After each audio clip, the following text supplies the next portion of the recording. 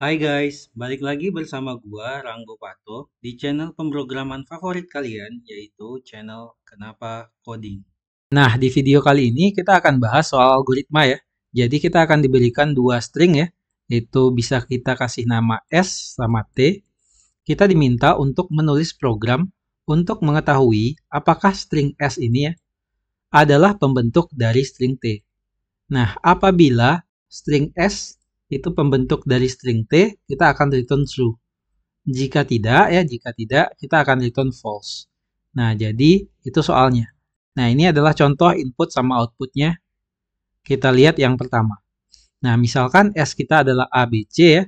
T kita adalah A, X, B, J, O, P, C, G. Di sini kita akan ngecek ya, apabila S ini adalah pembentuk dari T. Nah, teman-teman bisa lihat ya, itu A di S itu ada di T. B di S ada di T. C yang di S ini juga ada di T. Artinya, S ini merupakan pembentuk dari T. Jadi, kita outputnya return true. Nah, untuk yang selanjutnya, itu S-nya adalah BZQ ya. B ini juga ada di T ya.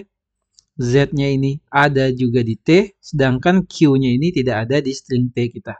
Jadi, kita bisa kasih dia output false. Nah, jadi ini adalah soalnya.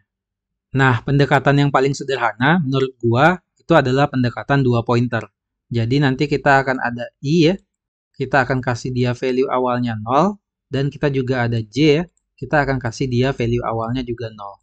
Nah, di sini kita akan membandingkan ya elemen S ya di indeks I ya, ini akan kita bandingkan dengan elemen T ya atau string T ya di indeks J. Nah, jadi kita akan bandingkan ya, ini sama dengan. Sorry. Kalau misalkan dia sama, kita akan tambahin I-nya ya. Kita akan lanjut ke I-nya. Artinya ini udah betul gitu ya. Berarti elemen yang di sini ya, ini udah ada di A. Udah ada di T. Jadi kita lanjut ke yang selanjutnya di sini. Di stringnya ini. Gitulah intinya. Tapi J-nya akan selalu kita tambahin. Nah, contohnya ini akan gue erase dulu. Dan tadi kita ada I-nya itu 0 ya. Sama J-nya itu juga 0. Nah, di sini kita coba ya. Pertama ya, S untuk di 0 ya, itu kan A. Sedangkan T ya, untuk JJ yang 0 itu juga A. Jadi akan kita bandingkan. Berarti A itu sama dengan A ya, sama. Kalau dia sama, I-nya akan kita tambahin 1, jadi I-nya jadi 1. Terus J-nya akan selalu tetap kita tambahin ya. Setelah kita ngecek, selalu akan kita tambahin 1. Ya. Lanjut yang di B. B-nya ini, dia akan kita bandingkan dengan X ya, karena elemennya udah geser ya. Jadi awalnya di sini, dia akan di sini. Nah, yang awalnya di sini, dia akan di sini ya, karena dia 1 gitu ya. B-nya ini, apakah dia sama dengan X? Tidak. Nah, karena dia tidak sama dengan X, jadi I-nya tidak akan kita tambah 1, tapi J-nya tetap akan kita tambahin 1. Jadi J-nya jadi 2. Nah, terus lanjut lagi ya. Lanjut lagi, itu B-nya ini, kita masih di B ya, karena indeksnya masih 1 ya. S1 itu kan B. Gitu. Jadi B-nya ini akan kita bandingkan lagi ya dengan si B ini. Nah, kan indeksnya udah 2 ya, jadi kita bandingkan sini. Nah, waktu kita bandingkan ya, B sama B itu sama. Nah, jadi I-nya di sini akan jadi 2. Nah, J-nya tetap ya, J-nya tetap akan kita tambahkan 1 jadi 3. Nah, lanjut terus ya, yang C. Kita pindah ke yang C, ini kita pindah ke J ya. C ini apakah dia sama dengan J? Tidak. Karena dia nggak sama dengan J, maka J-nya itu kita tambahin lagi jadi 1 jadi 4. Terus kita akan cek lagi ya O. Apakah dia sama O? Enggak. Kalau nggak sama, kita akan tambahin J-nya lagi jadi 5. Terus P ya, nggak sama, kita tambahin jadi 6 ya. C nggak sama-sama P ya. Terus C sama nggak sama si C ini? Sama. Karena sama, I-nya akan kita tambahin jadi 3. Nah, karena I-nya ini 3 ya, kita akan ini looping. Loopingnya ini kita akan kasih kondisi ya, apabila si I ini ya, dia itu lebih kecil dari jadi while I-nya itu lebih kecil dari panjang ya, panjang dari S gitu ya, s.length ya, s.length. Nah, dan si J-nya ini juga kita cek ya, siapa tahu nanti kondisi I-nya ini nggak pernah tercapai ya, jadi karena dia nggak sama, nggak ada yang sama ya pasti Ini nggak pernah ketambah gitu ya. Makanya di sini ada dan conditionnya, dan si J-nya ini ya, itu juga harus lebih kecil dari t.length. Kenapa? Karena kalau misalkan dia udah besar dari t.length ya, berarti kita udah ngecek semua yang elemen yang ada di string t ini. Nah, ini akan kita lakukan prosesnya terus-menerus gitu ya. Nah, di sini ya di i-nya udah sama dengan 3 ya, artinya 3, s.length-nya ini kan juga 3 ya. Jadi dia sudah tidak lebih kecil ya. Nah, dia udah tidak lebih kecil, artinya loop-nya akan kita berhenti. Nah, waktu loop-nya berhenti, kita akan ngecek nih, apakah i-nya tadi ya, ini adalah jumlah elemen yang benar ya. Jadi, jumlah elemen yang benarnya ini apa sama dia sama s.length ya.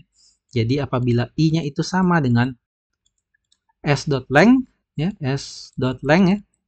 Nah, jadi kita akan ngecek nih. Kita akan return. Nah, return comparison ini. Kalau sama dia pasti akan return true nanti ya. Kalau nggak sama dia akan return false. Jadi itu adalah logikanya. Sama ya kayak yang di sini. Di sini juga sama. Di sini juga sama. Misalkan awalnya B ya. Itu I-nya aja kita bilang 0 ya. I0. Itu J juga 0 gitu ya. Nah, di sini B ada nggak di A? Nggak ada. J jadi 1. Terus B ada nggak di B? Ada ya. Y jadi 2. I jadi 1. Lanjut ke sini. Z ada nggak di X? Z di X itu nggak ada. Karena dia nggak ada di X, kita lanjut di sini 3. Terus kita lanjut lagi Z ada nggak di Z? Ada ya. Kita lanjut P di 4. Di sini akan jadi 2 ya. Terus lanjut lagi ya.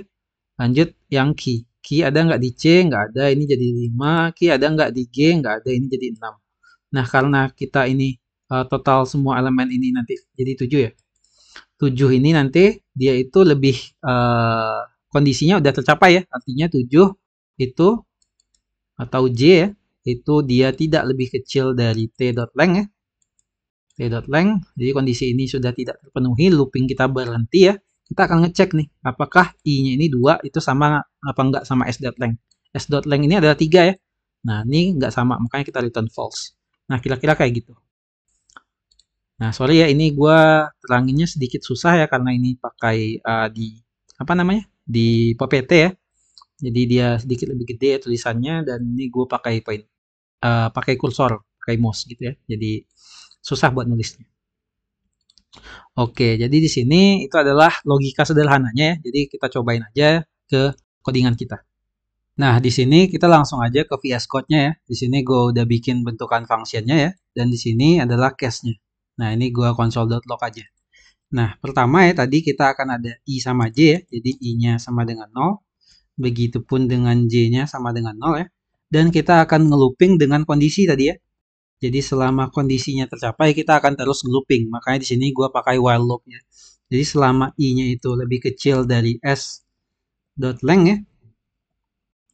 Dan J-nya juga lebih kecil dari t.length. Nah, kita akan ngecek kondisinya. Jadi kondisinya kayak gini. If itu S dengan indeks I itu sama dengan T dengan indeks J ya. Nah, kalau misalkan ini tercapai, berarti I-nya akan kita tambahin ya, sama kayak alur yang udah gua bilang tadi. Kalau misalkan kita selesai ngecek, kita akan selalu nambahin J-nya. Nah, jadi untuk J-nya ini sendiri nggak ada condition-nya. Nah, setelah itu ya, nanti kita akan nge-return nih. Return untuk ngecek I-nya, apakah dia sama nggak sama s.length-nya. Nah, jadi cuman kayak gini aja. Function untuk ngecek apakah S itu adalah pembentuk dari T. Nah, ini sesuai sama flow yang udah kita bahas tadi. Kita save dulu ya. Nah, kita akan coba di case 1 sama case 2. Nah, di contoh soal itu sendiri ya, case 1 ini tadi akan bernilai true ya, sedangkan case 2 akan bernilai false. Jadi di sini gua akan jalanin aja functionnya itu not index.js. Nah, ini case 1 akan bernilai true dan case 2 akan bernilai false. Nah, jadi ini adalah hasil dari pandangan ataupun pendapat kita tadi. Nah, Nah, mungkin sekian ya materi untuk pembentuk string ini ya, atau soal algoritma pembentuk string ini. Kalau misalkan teman-teman punya cara yang lain ya, yang berbeda dari gua ya, teman-teman tinggal komen aja di bawah ya. Dan jangan lupa di like videonya dan di support terus channel ini. Oke, see you, ciao ciao.